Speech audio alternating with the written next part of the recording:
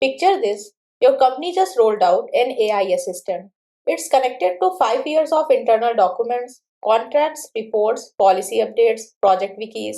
Your team is excited. This is going to save hours every week. A colleague sits down and asks it something reasonable. What decisions have we made about our data retention policies and what were the reasons behind them? The AI answers immediately. Confidently full sentences sounds great, except it's wrong.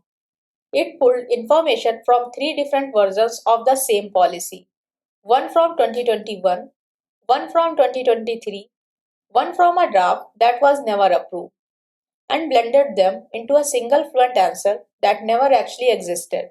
And here is the part that should concern you. The system has no idea it did that. No disclaimer, no uncertainty, just confident, professional, completely incorrect output. This is not a rare edge case. In any real organization, your knowledge base almost always contains versions, documents, superseded draft, and overlapping content. Standard RAG retrieves whatever looks most similar to the question. It has no model of which version is current or how documents relate to each other. By the end of this video, you will know exactly how GraphRag fixes this and how the whole system works under the hood. So let's start at the beginning. What is RAG and why does it fall short? RAG stands for Retrieval Augmented Generation. It's the technology behind almost every AI system that answers questions from a specific set of documents. Your internal knowledge base, a customer support bot, a legal research tool. Here is the problem it was designed to solve. AI language models like GPT or Claude have never seen your private documents, your internal wiki, your contracts, your customer data, none of it. So if you ask one of these models, what does our refund policy say? It doesn't know. It guesses. RAG solves this by giving the AI an open book to read before it answers. Think of it like the difference between asking a colleague a question from a memory versus letting them check the filing cabinet first. Without RAG, the AI guesses. With RAG, it checks your actual documents before it speaks. Mechanically, it's 3 steps. Your documents gets broken into small chunks. Each chunk gets converted into a numerical representation, a list of numbers that encodes how similar it is in meaning to other content and stored in a vector store or search index. When a user asks a question, the system finds the chunks most similar in meaning and hands them to the AI alongside the question. The AI reads them and generates a grounded answer. Retrieve, augment, generate. For simple, direct questions, this works well. But you already saw what happens when the filing cabinet has 3 versions of the same folder and no way to tell which one is current. But here is where it breaks. Standard RAG treats your knowledge base as a pile of isolated, unconnected chunks. It finds what's similar to your question, but it has no model of how pieces of information relate to each other. And real useful questions are almost never about one isolated chunk. They are about connections. 3 specific places where this falls apart. First is multi-hop questions. Who managed the project that caused the Q3 outage and what else are they leading? To answer that, you need to find the outage report, identify the project manager, then find their other active project. 3 separate documents, each depending on the last. You can approximate this with additional orchestration, query decomposition, iterative retrieval, but it requires significant engineering on top of the base system. GraphRag handles it natively because the connections between documents are encoded directly into the structure. The next is global questions. What are the main themes across all 500 documents in this dataset? You can't answer that by retrieving 3 or 5 chunks. You need to reason over everything. Standard RAG has no mechanism for that. It's built to find the closest matches, not synthesize a view of an entire corpus. And the third is implied relationships. This is where the architectural difference is sharpest. Your documents mention company A, project B, and a supply chain failure. But the connection that company A supplied components to project B which then failed is never written down explicitly. It's implied across documents. The standard RAG retrieves isolated chunks and leaves the inference to the AI at query time. GraphRag extracts and stores those relationships as first-class data during indexing, so they don't need to be inferred at all. They are already there. The filing cabinet stores everything in separate folders with no strings connecting them. Some questions can only be answered by following the strings. That's exactly what GraphRag was built to do. So let's talk about what GraphRag actually is. And this is where the detective's case board comes in. You know that scene in crime dramas where the detective has a board covered in photos and notes, all connected by strings. Person A knew person B, who was at location C on the date of event D. That's the mental model here. A standard rag is a filing cabinet, searchable, but every folder is isolated.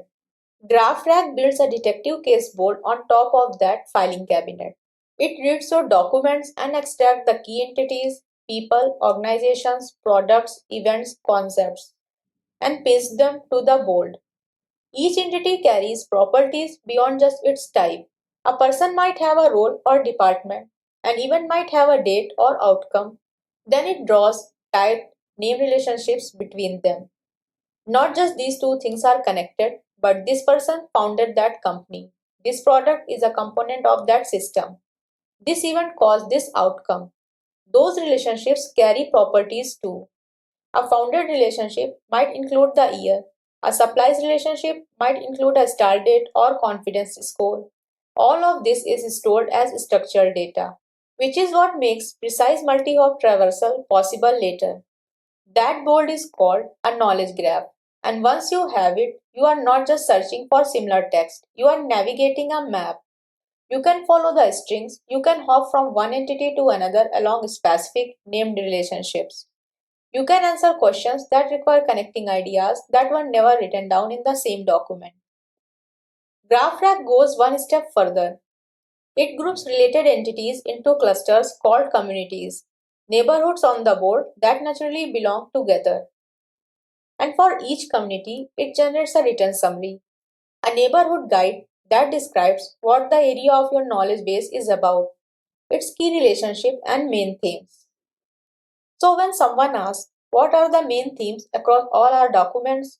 The system reads the neighborhood guides instead of searching through everything at query time.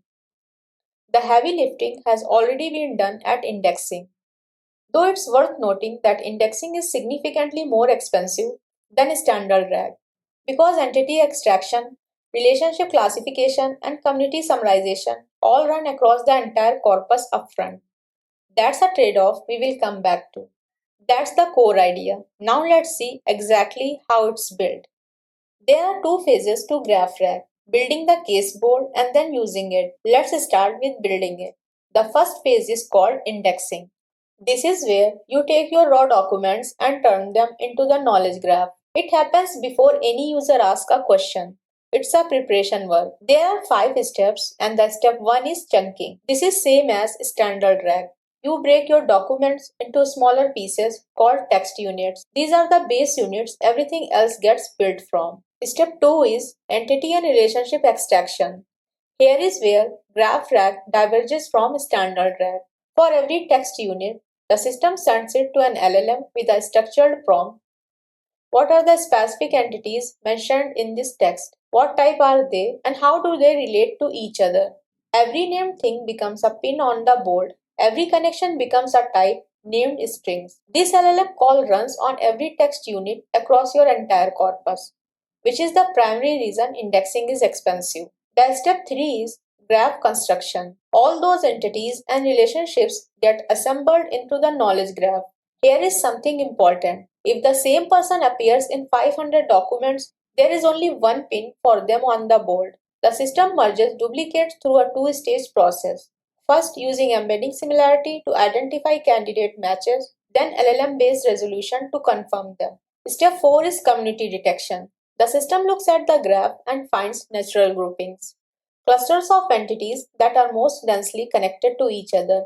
It uses a graph clustering algorithm, Leiden in Microsoft's reference implementation, and does this at multiple levels. At the highest level, you get broad themes. At lower levels, you get specific subgroups within those themes. And the last step, which is 5, community summary generation. For every community at each level of the hierarchy, though in practice, teams often select specific levels to control costs An LLM writes a summary, the key entities, their main relationships, the central themes. These summaries are what makes big picture questions answerable at query time. Instead of reading all your documents on the fly, the system reads the neighborhood guides that were already prepared. This is where the bulk of the indexing cost lands. Generating summaries across every community at every level requires a large number of LLM calls. On a dataset of thousands of documents, this adds up significantly. After indexing, you have three things: your original text units, a full knowledge graph of typed entities and relationships, and a hierarchy of community summaries. The case board is built. Now let's talk about how you use it. When a user asks a question, GraphRag has two core ways to answer it. Picking the right one makes a big difference, both in answer quality and in cost. The first one is local search for specific questions. Use this when you are asking about a specific entity, person, product, or concept.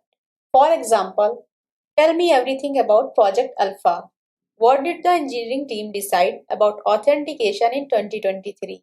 The system finds the relevant entity on the knowledge graph, then fans out, following tagged relationships to neighboring entities, pulling in related context, and reading the community summary for that neighborhood.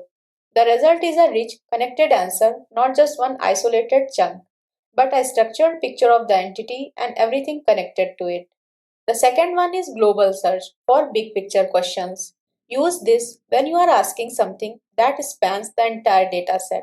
For example, what are the main themes across all our documents? What are the systematic risks mentioned in our reports? And what patterns emerge across all our customer feedback? For global search, the system goes straight to the community summaries at the top level of the hierarchy. Each summary is scored for relevance to your question by an LLM call, then filtered by a relevance threshold. The high relevance summaries pass their content to the AI, which combines them into one consolidated answer. This is a map reduce approach, and it's why GraphRag can answer what are the themes across 1,000 documents without reading 1,000 documents at query time. It reads the pre generated summaries instead. So, those are your two core search modes. You now have everything you need to understand how GraphRag works. So let's talk honestly about where it falls short. If you go into this without understanding them, you will build something expensive that underperforms. So the downside one is the upfront cost is real. Generating summaries for every community at every level requires a large number of LLM calls. On a large document corpus, you could be looking at hundreds or thousands of API calls just to index your data before a single user asks a single question. For small datasets, this is manageable. For a company knowledge base with thousands of documents, you need to budget for it carefully. For some use cases, the cost simply doesn't justify the benefit over a well-tuned standard rack system. Downside 2 is garbage in, garbage out expensively. Noisy, poorly formatted, or unstructured source documents produce a noisy graph.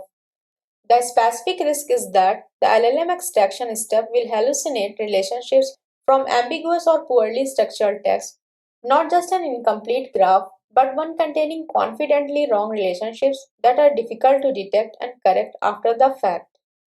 Clean your data before you index it. The extraction step amplifies whatever quality your source documents have, good or bad. There are two main paths. Pick based on where you are starting from. Path 1 is Microsoft's official GraphRag library. Install it using pip. The package is called GraphRag. Then run the init command to create your configuration files and an input folder. When you open the settings file, check the default model and swap it to a cheaper option while testing. GPT-4o Mini performs well for entity extraction and will save you significant money before you are ready to run on a dataset you actually care about. Path 2 is LightRag.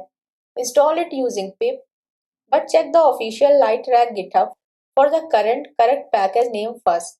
There is a completely different library on PyPI with a similar name, so verify before you install. This is what I recommend for most people starting out. It's cheaper, faster to set up, and the incremental update capability means you can grow your dataset without rebuilding everything. Quick heads up before the next section. The links in the description are affiliate links, which means if you buy through them, I get a small commission at no extra cost to you. I only link things I have actually gone through. If you are hosting anything, an app, an API, a side project, DigitalOcean is where I would point you first. It's the cloud platform built for developers and builders. Simple to spin up, transparent pricing, and none of the complexity you get from the big enterprise platforms. Droplets start at $4 a month. They have got managed databases, app hosting, Kubernetes, and object storage. Everything you need without a certification to understand the pricing page. I have got an affiliate link in the description. Remember that AI assistant at the beginning? The one that answered a question about your data retention policy by confidently blending three different versions of the same document into something that never actually existed. Here is what happens with GraphRag. During indexing, the system reads all your policy documents. It extracts the entities, the policy names, the dates, the decision makers, the system affected. It extracts the relationships. This version superseded that one. This decision was made because of this audit. This clause was updated in response to this regulation.